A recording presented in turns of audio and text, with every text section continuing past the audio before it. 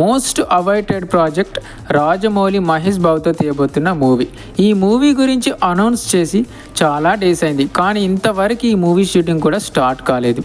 మామూలుగానే రాజమౌళి సినిమా అంటే 3-4 ఇయర్స్ దాకా వెయిట్ చేయక తప్పదు. పైగా ఈ మూవీని హాలీవుడ్ రేంజ్లో ప్లాన్ చేస్తున్నారు. ఈ సినిమాలో హాలీవుడ్ యాక్టర్స్ని తీసుకుంటున్నారు. థోర్ మూవీలోని హీరో క్రిస్ హెమ్స్వర్త్ ఇందులో నటించబోతున్నాడు.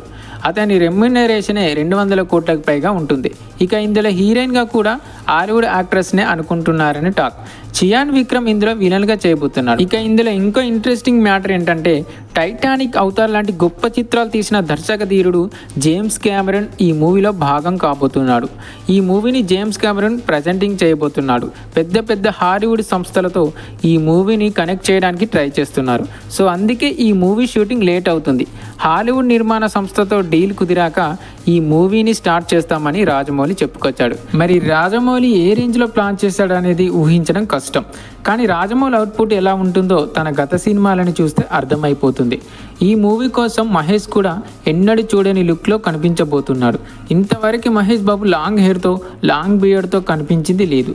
బట్ ఈ మూవీలో గుబురు గడ్డం, లాంగ్ హెయిర్తో కనిపించబోతున్నాడు. అంతేకాదు, ఈ మూవీ కోసం మహేష్ బాబు తన బాడీని బిల్డ్ చేస్తున్నాడు.